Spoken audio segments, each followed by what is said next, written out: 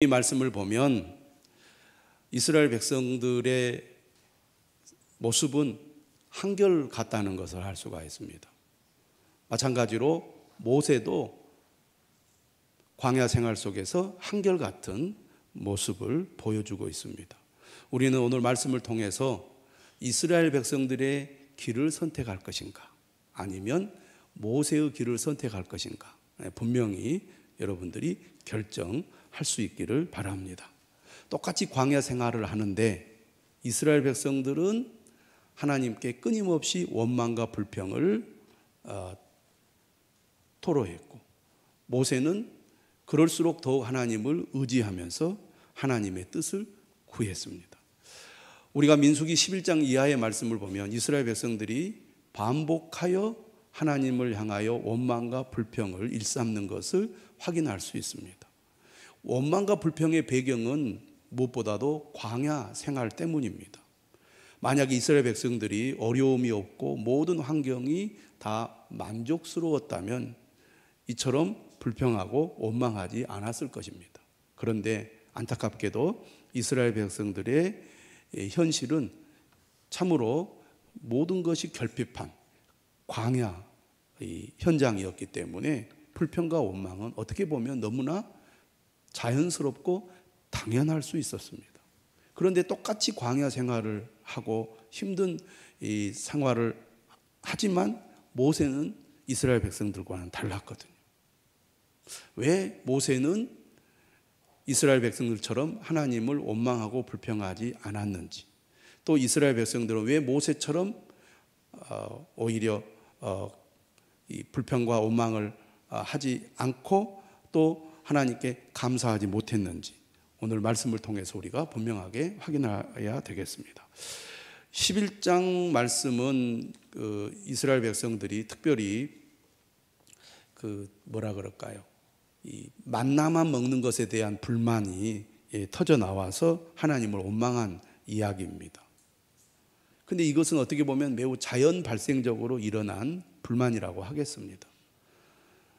그런데 13장과 14장을 보면 정탐꾼들이 보고를 했을 때 그 부정적인 보고에 대하여 이스라엘 백성들이 또 원망과 불평을 터뜨리거든요.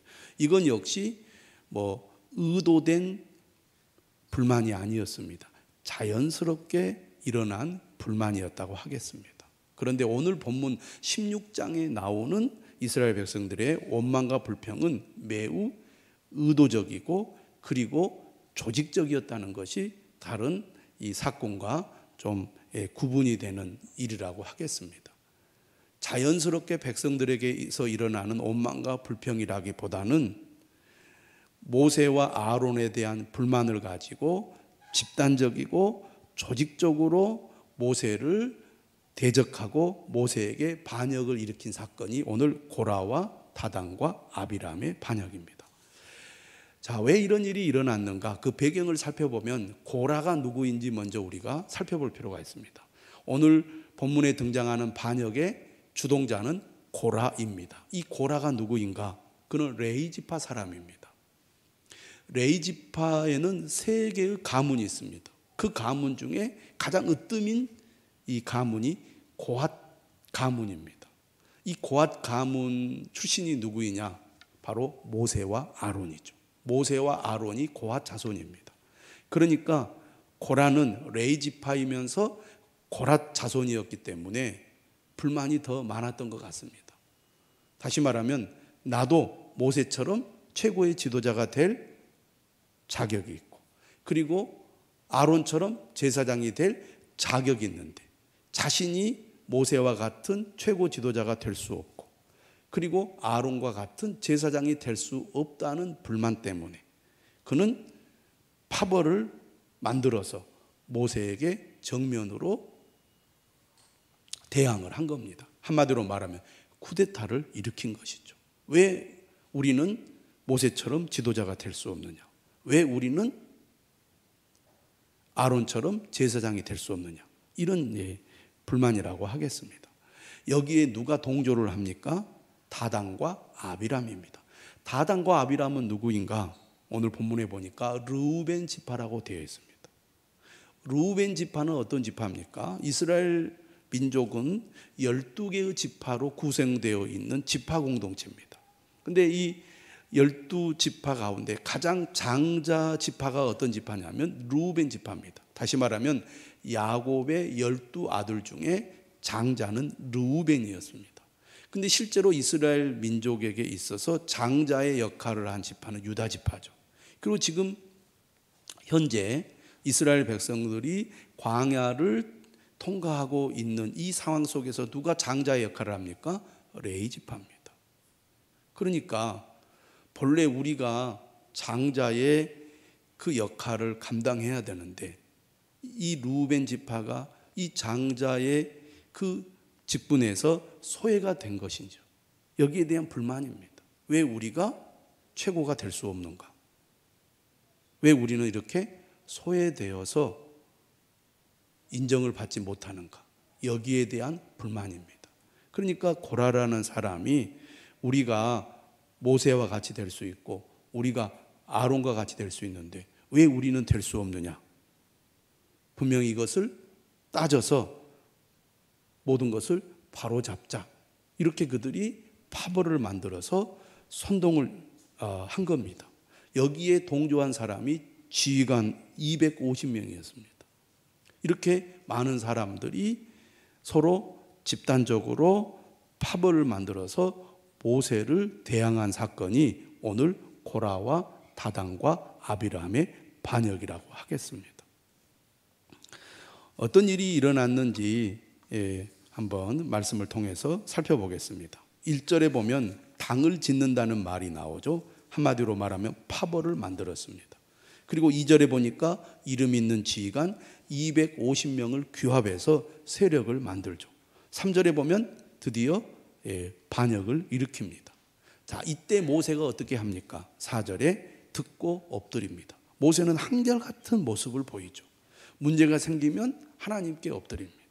하나님의 응답을 받아서 하나님의 뜻에 순종하는 행동을 취합니다. 이게 모세의 한결같은 모습이죠. 5절에 보면 모세가 고라에게 이렇게 얘기합니다. 하나님의 뜻이 무엇인지 우리가 물어보자. 정말 하나님께서 아론의 자손들에게만 제사장 직분을 맡겼는지 아니면 다른 레위 지파 사람들에게도 제사장 직분을 맡겼는지 하나님께 나아가서 판결을 받아보자라고 요청을 합니다. 그래서 6절에 보면 향로에 불을 담아서 하나님께 가자고 말하죠. 왜냐하면 향로를 잡고 향로를 피우는 일은 제사장의 고유 고난이기 때문입니다. 그러니까 고라와 또 그에 동조한 250명이 향로를 만들어서 그것을 가지고 하나님 앞에 나아가 보면 하나님이 거기에 대해서 뭔가 벌을 내리면 그들은 자격이 없는 것이고 하나님이 벌을 내리지 않으면 그들 역시 제사장 직분에 자격이 있다는 것이 인정되기 때문에 이 모든 판결은 하나님께 맡겨야 된다라는 것이 모세가 고라에게 말한 내용입니다. 자, 그렇게 하기로 이제 결정을 합니다. 그리고 이제 12절에 보면 모세가 두 번째로 누구를 부르냐면 다단과 아비람. 다시 말하면 안 보입니다. 저 보세요. 다단과 아비람, 이 루벤 지파의 이 대표를 부르지요. 너희들도 나에게 와서 나와 얘기하자. 그러자 거부합니다. 우리는 올라가지 않겠노라.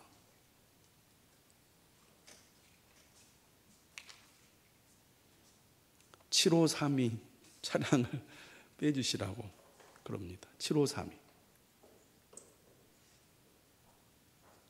아무도 반응이 없는데 7532.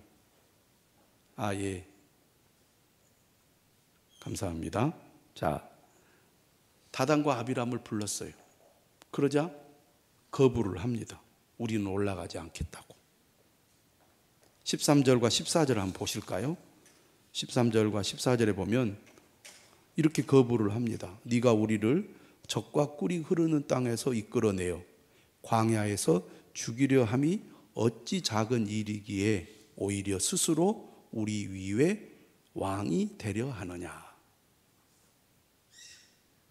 이뿐 아니라 네가 우리를 젖과 꿀이 흐르는 땅으로 인도하여 드리지도 아니하고 밭도 포도원도 우리에게 기업으로 주지 아니하니 네가 이 사람들의 눈을 빼려느냐.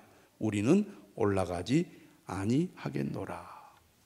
이스라엘 백성들이 가나안 땅에 들어가지 못한 이유는 13장 14장 사건에서 우리가 보았듯이 그들이 하나님의 뜻을 거역하고 광야로 돌아가겠다고 말했기 때문입니다. 그들 자신의 잘못이지 모세의 잘못이 아니었습니다.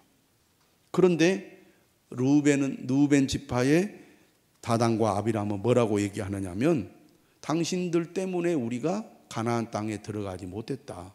무슨 얘기입니까? 모세는 지도자로서의 자격이 없으니 나는 모세의 말을 듣지 않겠소. 모세의 지도력을 거부하는 분명한 거부권 행사를 하고 있습니다. 이렇게 고라는 자신도 제사장이 될 수 있다고 주장하고 다단과 아비람은 모세의 지도력을 거부하자 하나님께서 어떻게 반응하십니까? 21절에 보면 고라 일당에 동조하는 모든 회중을 하나님께서 멸하시겠다고 모세에게 말씀을 하시죠. 하나님께서 불순종하는 이스라엘 백성, 하나님을 향하여 계속 원망과 불평을 일삼는 백성들을 향하여 그들을 심판하겠다는 말씀을 여러 차례 반복해서 합니다.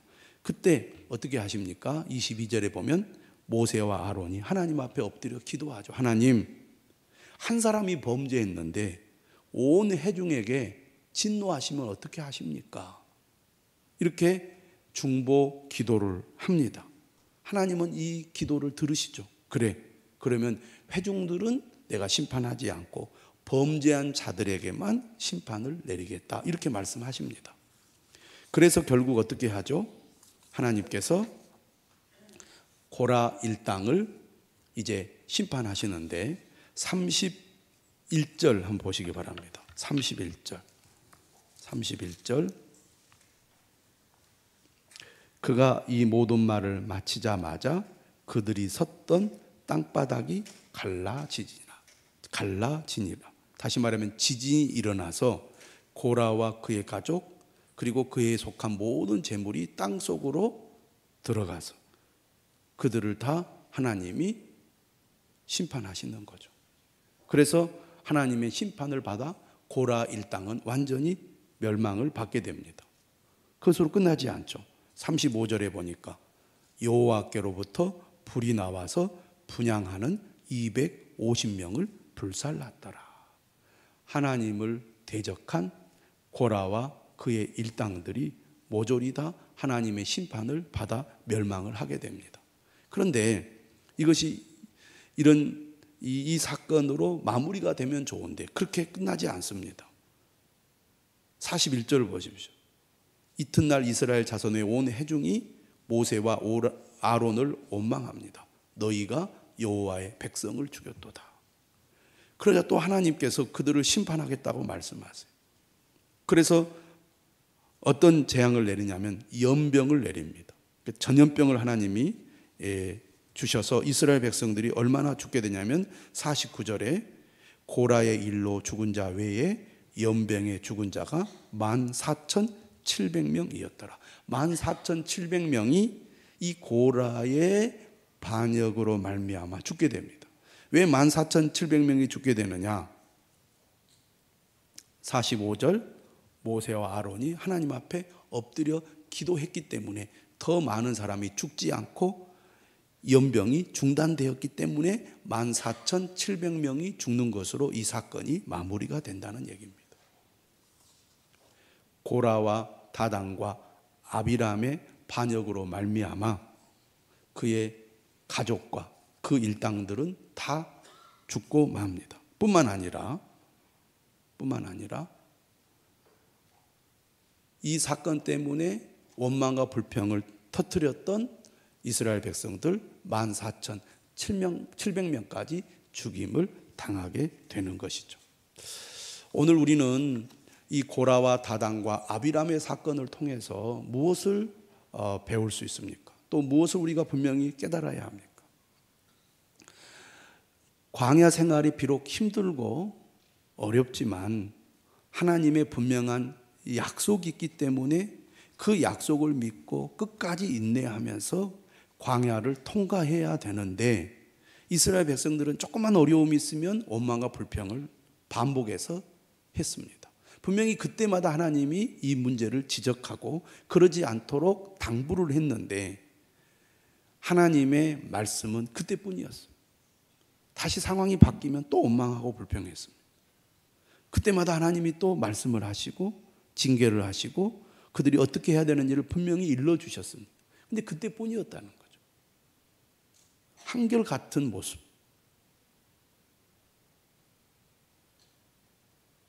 반대로 모세 역시 똑같은 광야의 삶이었지만 한결같은 모습을 보였습니다. 모세는 어떻게 광야의 그 고난과 백성들의 원망과 불평 속에서 한결같은 모습을 보일 수 있었는가? 비결은 딱 한 가지입니다. 하나님 앞에 엎드린 것이죠. 여러분 어떻습니까? 여러분의 삶이 광야 같은 삶을 살고 있다고 이스라엘 백성들처럼 원망하고 불평하는 행동을 취합니까? 그게 습관이 되고 있지는 않습니까? 아니면 모세와 아론처럼 문제가 생기고 어려움이 부닥치면 하나님 앞에 엎드리는 모습을 보입니까? 무엇이 여러분의 습관이 되고 있습니까? 오늘 우리는 어린이 주일로 지키고 있습니다. 어린이 주일. 오늘이 어린이 주일. 다음 주일이 어버이 주일입니다. 물론 내일이 5월 8일이고 어버이날이긴 하지만 교회는, 우리 한국 교회는 5월 첫째 주일을 어린이 주일로 지키고 있습니다. 예수님께서 어린이들과 관련된 말씀을 몇 번 하셨는데 그 중에 한 말씀이 마태복음 18장에 나옵니다. 마태복음 18장 3절과 4절에 보면 이런 말씀이 있어요. 어린 아이들과 같이 되지 아니하면 결단코 천국에 들어가지 못하리라. 어린 아이와 같이 되지 아니하면 결단코 천국에 들어가지 못하리라. 성경을 보면 어린아이와 관련된 말씀이 여러 가지가 있습니다. 어린아이를 예로 들어서 부정적인 메시지를 주는 말씀도 있죠. 그런데 방금 제가 여러분들에게 말씀드린 마태복음 18장의 말씀은 어린아이의 긍정적인 면을 강조하고 있는 말씀입니다. 어린아이들과 같이 되지 아니하면 결단코 천국에 들어가지 못하리라. 그러므로 누구든지 이 어린아이와 같이 자기를 낮추는 사람이 천국에서 큰 자니라. 마태복음 19장에서도 이렇게 말씀하세요. 사람들이 어린아이를 예수님께로 데리고 오자 제자들이 가로막습니다. 꾸짖어요. 그러자 예수님이 뭐라고 얘기했냐면 어린아이들을 용납하고 내게 오는 것을 금하지 말라. 천국이 이런 사람의 것이니라. 천국이 어린아이와 같은 사람의 것이다. 이렇게 얘기합니다. 그러면 여기서 어린아이와 같다는 게 뭘까? 어린아이들과 같이 된다는 게 뭘까? 우리가 생각하게 되잖아요. 근데 어린아이의 특성이 뭐냐면 어린아이는 어른, 부모를 절대적으로 의존한다는 것입니다. 그렇죠? 여러분, 아주 어린 아이들은 부모를 절대 신뢰하고 절대 의존해요. 부모가 하자는 대로, 부모가 시키는 대로 합니다.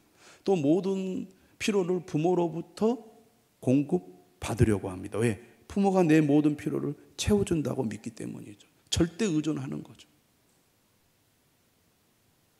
우리 부모가 건강하든지 잘생기든지 돈이 많든지 상관없습니다. 돈이 많든지 없든지 잘생겼든지 못생겼든지 젊든지 늙든지 상관없이 어린아이에게 부모는 절대적인 존재예요.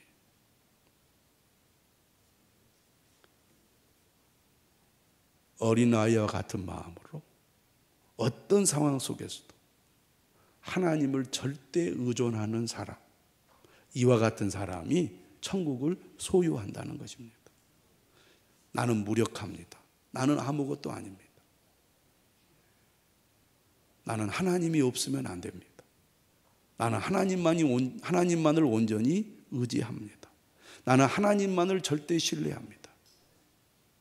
자신의 상황, 자신의 환경, 자신의 조건이 아니라 어떤 상황 속에서도 하나님만을 절대 의존하며 사는 것, 이것이 어린아이와 같은 사람이고 어린아이와 같은 마음으로 하나님을 믿는 사람입니다. 모세가 그런 사람이었어요. 여러분, 모세는 80세에 하나님의 부름을 받았습니다. 80세. 그도 40년 동안 애굽의 궁궐에서 왕자로 성장을 하죠. 그리고 40년 동안 미디안 광야에서 아무것도 없는 삶을 살면서 그는 지도자의 훈련을 받았습니다.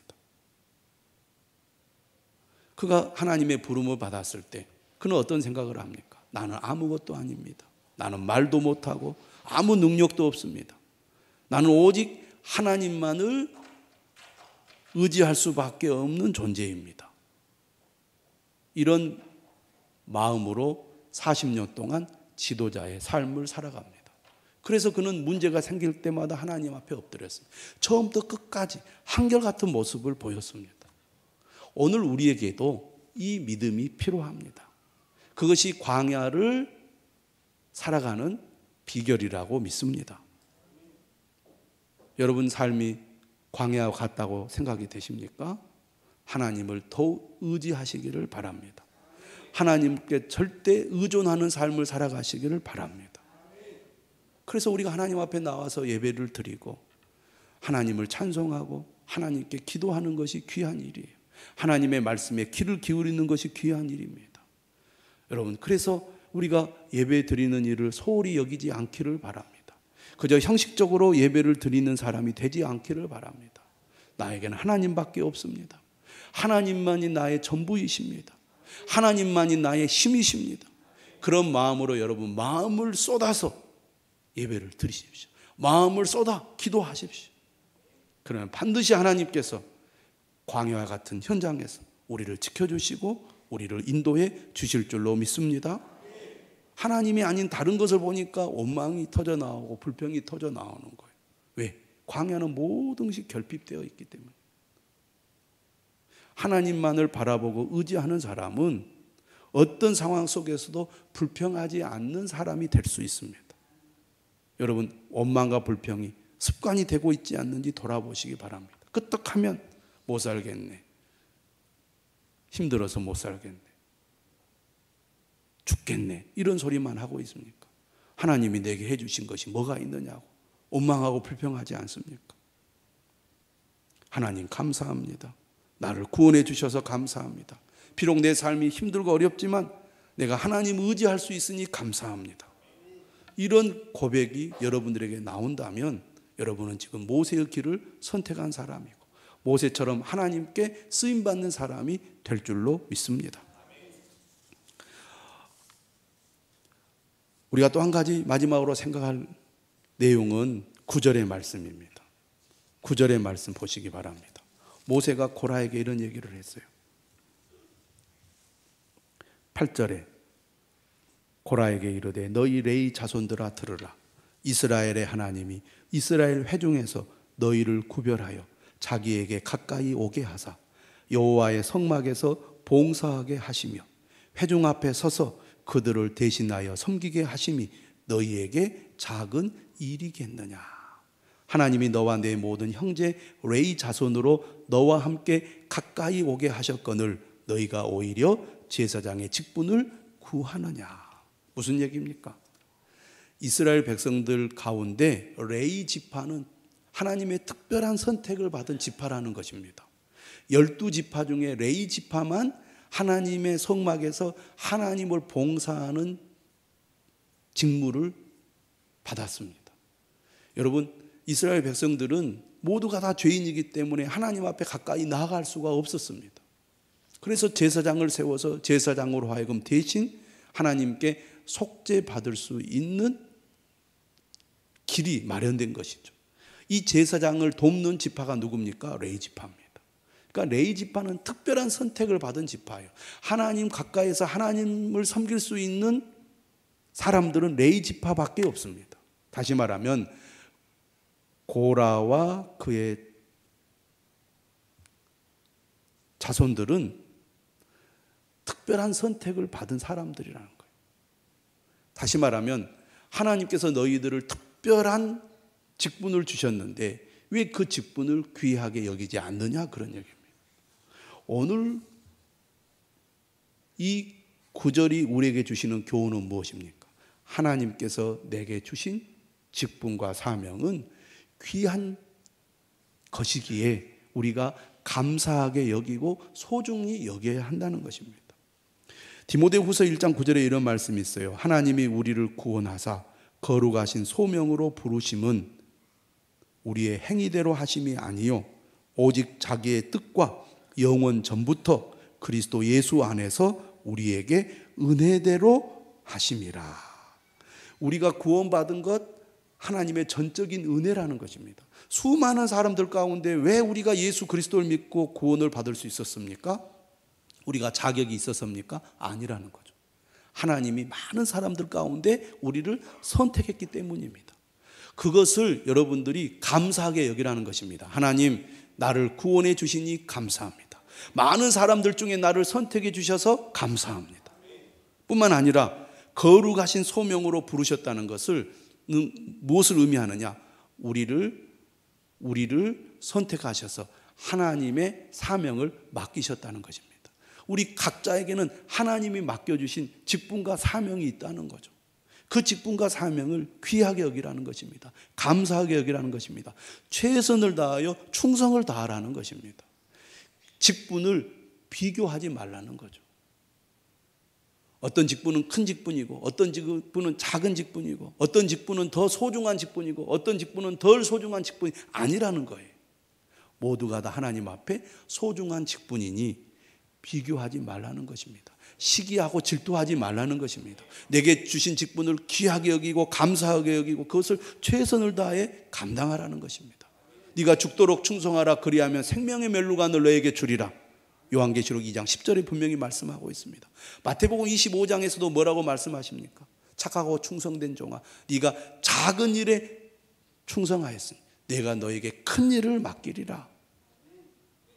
5달란트 받은 사람에게도 작은 일이라고 말했어요. 2달란트 받은 사람에게도 작은 일이라고 그랬어요. 하나님이 보실 때 모든 사람의 직분은 작은 직분입니다. 그 직분에 충성을 다하면 더 큰 일을 맡기겠다는 게 하나님의 뜻이에요. 그래서 다른 사람과 비교하거나 질투하거나 시기하지 말라는 겁니다. 왜 나에게는 이렇게 하찮은 일을 맡기셨습니까? 하찮은 일이 어디 있어요? 다 귀한 일이지. 그래서 정말 신실한 믿음의 사람은 남들이 볼 때 하찮게 보인 일이라도 하나님이 내게 맡기셨습니다. 하나님이 내게 맡겨주신 귀한 직분입니다 라고 믿고 최선을 다해서 충성을 다해 그 일을 감당하는 믿음의 사람들이 있습니다. 반대로 어떤 사람은 나를 어떻게 알고 나에게 이렇게 하찮은 일을 맡겨서 나는 하지 않을 거야, 대충 하고 말 거야, 이런 사람이 있다고 말입니다. 여러분 어떤 사람이 되기를 원합니까? 또 어떤 사람은 다단과 아비란처럼 나 그 일을 안 하겠습니다. 왜 나에게 그런 일을 시키십니까? 이렇게 정면으로 거부하고 반항하는 사람이 있습니다. 어떤 일을 맡겼든지 감사하게 여기고 귀하게 여기고 최선을 다할 때 그것이 하나님의 뜻을 이루는 일이고 하나님께 영광이 되는 일임을 믿으시기를 바랍니다. 하나님이 여러분에게 직분을 맡기셨습니다. 집사의 직분, 귀한 직분입니다. 그저 감투를 쓰라고 우리에게 직분을 주신 게 아닙니다. 일하라고 주신 거예요.